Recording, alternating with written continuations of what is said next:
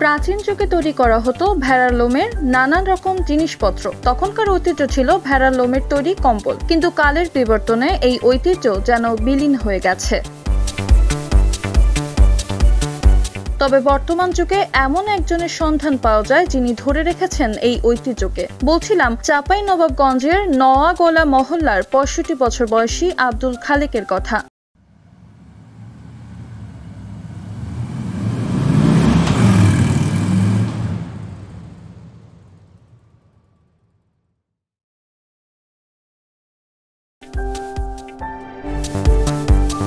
বিশেষ ধরনের কাঁচি দিয়ে কেটে নেওয়া হয় ভেড়ার পশম। এরপর চলে একই রঙের পশমগুলো বাছাই করার কাজ। পানিতে ভালো করে ধোয়ার পর নেওয়া হবে তুলা বানানোর প্রস্তুতি। পরবর্তীতে পশম শুকিয়ে ধুনাই করে বানানো হবে তুলা। সেই তুলা চরকায় কেটে সুতা তৈরি করা হবে।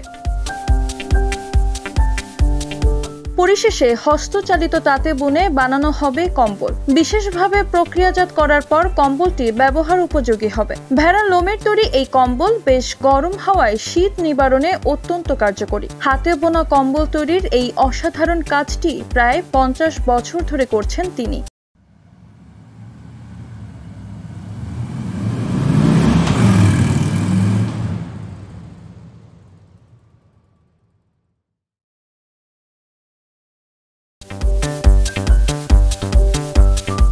নামকরা বিপণী বিতান থেকে শুরু করে দেশব্যাপী সর্বত্র এই কম্বলের চাহিদা আছে। আব্দুল খালেকের দাবি, সারা দেশে একমাত্র তিনিই ভেড়ার লোম দিয়ে কম্বল তৈরি করে থাকেন। তবে পৈতৃকভাবে পাওয়া এই পেশা তিনি ধরে রাখলেও তার সন্তানরা কেউ এই পেশায় আসেননি। বৃদ্ধ আব্দুল খালেকের আশঙ্কা, তার মৃত্যুর পর এই পেশায় আর কাউকে পাওয়া যাবে না।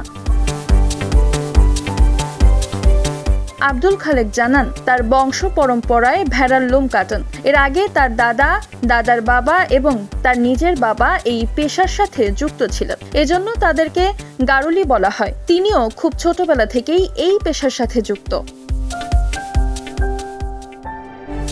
তিনি আরো জানান, আগে প্রতিদিন ৬০ থেকে ৭০টি ভেড়ার লোম কাটতে পারলেও এখন বয়স হয়ে যাওয়ায় ২০ থেকে ৩০টির বেশি ভেড়ার লোম কাটতে পারেন না। একটি কম্বল তৈরি করতে ১২টি ভেড়ার পশম লাগে।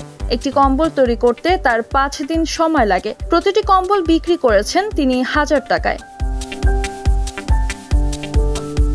পঞ্চগড় ও ঠাকুরগাঁও এলাকায় ফেরি করে কম্বল বিক্রি করতেন আব্দুল খালেক। এসব এলাকায় প্রচুর ঠান্ডা পড়ে, সেই সাথে ভেড়ার তৈরি কম্বলের উষ্ণতা বেশি হওয়ায় এসব অঞ্চলের মানুষ কিনতেও বেশি। মারিয়া মায়া, নবীন নিউজ, ঢাকা।